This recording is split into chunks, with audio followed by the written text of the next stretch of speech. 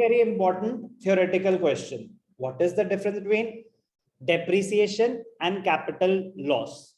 very important, boards में आया हुआ है, बहुत इजी, फ्री के मार्क्स होंगे अगर ऐसा क्वेश्चन आ गया तो, क्योंकि 2 to 3 मार्क्स में आ सकता है, मतलब उससे बढ़िया इजी स्कोरिंग क्वेश्चन नहीं हो सकता. Depreciation fall in the value of an asset due to normal wear and tear, passage of time, or expected obsolescence. The keyword here is expected obsolescence. Capital loss is due to unexpected obsolescence. तो key differentiating factor क्या हो गया?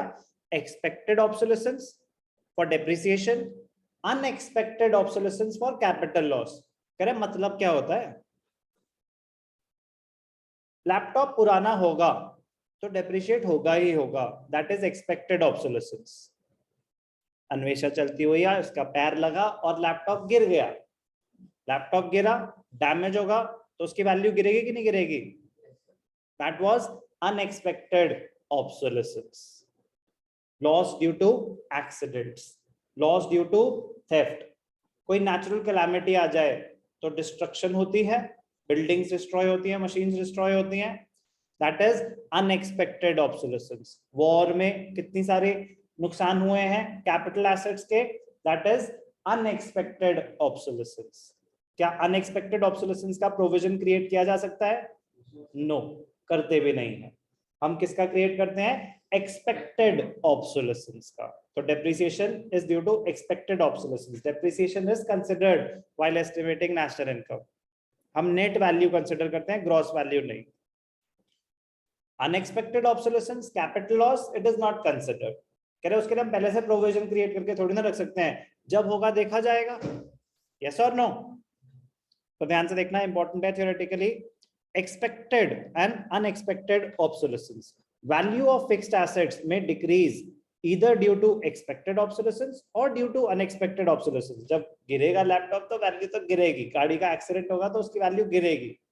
Asset की value expected obsolescence की वजह से भी गिर सकती है, अनएक्सपेक्टेड की वजह से भी, बट हम सिर्फ और सिर्फ एक्सपेक्टेड ऑब्सोलेसेंस को ही कंसिडर करते हैं.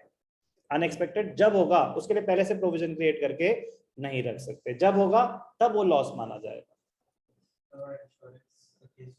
तो उससे कोई इंश्योरेंस से कोई लेना देना नहीं है. Insurance claim received is not a factor income, ठीक है ना, उसका कोई लेना देना नहीं है इस अकाउंटिंग से. वो कह रहे हैं कि हम तो कंसिडर ही नहीं कर रहे अनएक्सपेक्टेड ऑब्सोलेसेंस को, तो नेशनल इनकम अकाउंटिंग का उससे कोई लेना देना नहीं है. Insurance claim received is not a factor income, it is a transfer risk.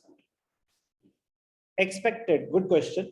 Expected obsolescence occurs due to change in technology or change in demand for goods and services. As expected obsolescence is an expected loss. It is managed by making a provision for depreciation reserve fund. तो expected obsolescence का provision create किया जाता है.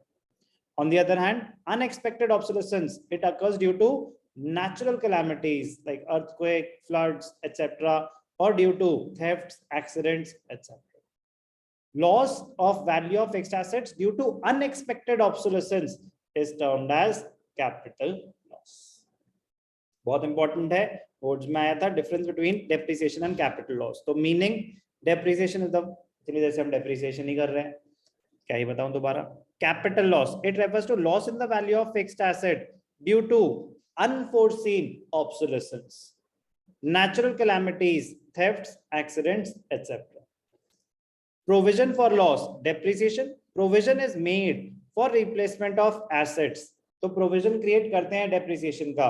Capital loss का no such provision is made as it is an unexpected loss. Production process, depreciation does not hamper the production process.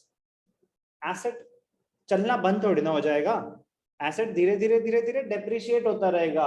Yes, it might affect your efficiency. नया asset है और अच्छे से काम करेगा, धीरे धीरे पुराना हो जाएगा, गाड़ी चलने बंद थोड़ी ना हो जाएगी, चल रही है, माइलेज थोड़ी कम हो सकती है जैसे जैसे पुरानी होगी, but it does not hamper, it does not stop the production process. Capital loss, it can affect the, it can hamper the production process. Accident हुआ है ना तो डिस्ट्रक्शन होगी. It hampers capital loss, it hampers the production process. depreciation, it does not hamper the production process. तो theoretically, numerically इसका कोई लेना देना नहीं है, but theoretically बहुत important है difference between depreciation and capital loss. Numerically जो काम की चीज थी वो क्या थी? Conversion. कि ग्रॉस वैल्यू से नेट वैल्यू पे जाना है तो डेप्रिसिएशन माइनस करो, नेट वैल्यू से ग्रॉस वैल्यू पे जाना है तो डेप्रिसिएशन ऐड बैक करो. हमें क्या चाहिए होती है? नेशनल इनकम नेट वैल्यू पे कैलकुलेट होती है, लेकिन मैं कह रहा हूं ना, वो तो क्वेश्चन की रिक्वायरमेंट होगी. अगर वो आपको ग्रॉस कैलकुलेट करने के लिए बोल रहा है और आपके पास नेट वैल्यू है तो आपको डेप्रिसिएशन ऐड बैक करनी पड़ेगी. आपको उसने ग्रॉस वैल्यू दे रखी है, नेट वैल्यू आपसे मांग रहा है तो डेप्रिसिएशन माइनस करनी पड़ेगी. सिंपल सी कन्वर्जन है, सिंपल रहने